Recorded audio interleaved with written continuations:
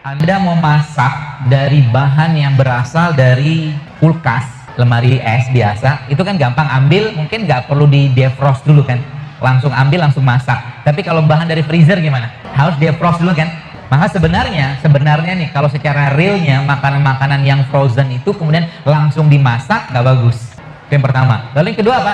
Kalau kita, jadi bahasan saya adalah kita mengambil makanan, Anda mengambil makanan dari kulkas, dari lemari es dan dari freezer tadi, maka lebih butuh waktu lama makanan yang ada di freezer tadi untuk diolah menjadi makanan. Konsep ini bisa Anda pakai dalam rangka merontokkan lemak-lemak yang membandel. Tahu maksudnya? Contohnya begini, misalkan nih Anda hari ini berpuasa, hari ini kebetulan saya nggak berpuasa ya.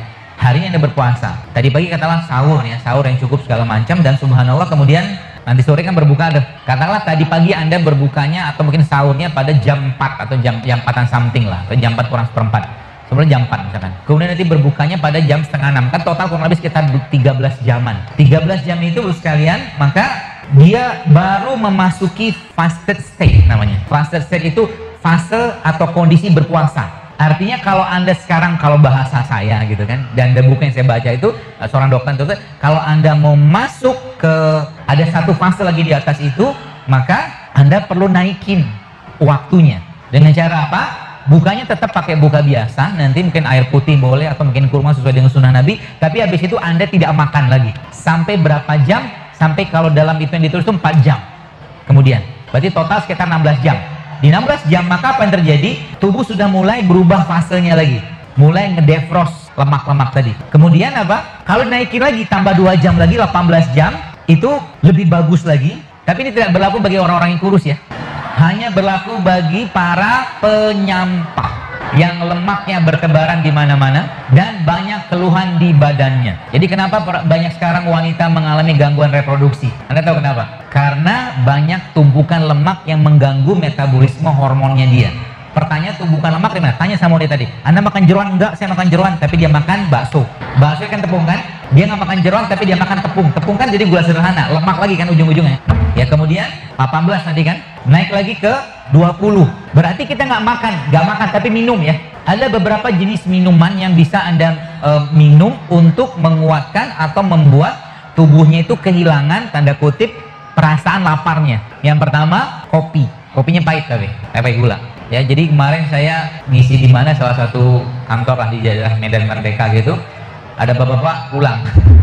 Karena dia bilang, saya nggak mau dengar kajian Dr. Zaidul karena saya nggak boleh minum kopi. Loh, siapa yang melarang? Saya tidak melarang minum kopi, tapi jangan pakai gula pasir.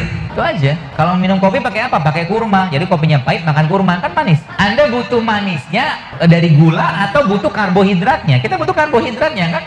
Ya sudah, minum kopi tapi makan kurma, lama-lama terbiasa sendiri. Akhirnya apa? Selera makan atau selera atau hormon grelin ditekan sama dia. Itu yang pertama. Itu tadi kopi. Berarti perempuan minum kopi nggak apa-apa sebenarnya. Dan kopi itu memang mengandung antioksidan. Jangan khawatir, asal jangan tambah susu atau kental manis kalau bahasa sekarang gitu kan. Nggak apa-apa, minum kopi aja. Itu pada berapa jam tadi? 20. Ada satu minuman lagi yang bisa Anda pakai untuk menekan rasa lapar tadi. Yang tadi pertama kan kopi, yang kedua teh hijau.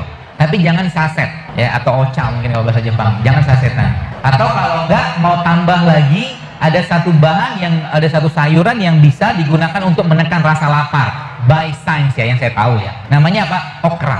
Okra itu apa? Nanti lihat aja, lihat di browsing ya. Jadi minum terus ya, terus minum ya. Nanti akhirnya apa? Akhirnya kulkasnya kan, tadi kan kulkas tuh yang glikogennya. Kemudian ada namanya tadi freezer. Freezernya tadi, lemak-lemaknya tadi itu bisa diakses dan akhirnya dia diubah menjadi energi untuk diubah menjadi gula lagi. Jadi sebenarnya kalau Bapak Ibu mulai tidak banyak-banyak makan, proses begini akan terus-menerus terjadi. Yang sekarang dikenal sebagai intermittent fasting namanya.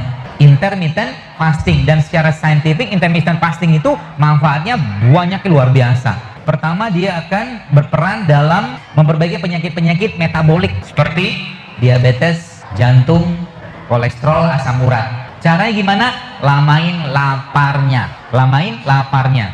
By hour of 20 yang saya pahami dan saya baca itu pada 20 jam dan dia masih ngasup minuman ya, bukan nggak makan tapi minum. Maka apa yang terjadi? Tubuhnya di situ disebutkan berubah menjadi fat burning machine. berubah menjadi mesin pembakar lemak. Kalau mesin pembakar lemak sudah muncul, maka growth hormone juga akan muncul karena sudah berubah fase puasa tadi, dan subhanallah apa yang terjadi? Badannya akan menjadi kekar. Apakah gara-gara ini perempuan juga bisa ikut-ikutan kekar? Enggak. Sebenarnya kita akan butuh ya, kekar itu maksudnya laki-laki kan ada testosteron, perempuan ada estrogen, tapi itu butuh waktu dengan exercise. Tapi maksudnya growth hormonnya muncul. Kalau growth hormone muncul, bagus sekalian, maka apa yang terjadi? Yang terjadi dia akan memakan sel-sel yang rusak. Jadi sebenarnya gampang sekali ya kalau kita mau sehat itu. Asal apa? Asal mau mengurangi makan. ربنا ما خلقت هذا باطلا سبحانك فقنا عذاب النار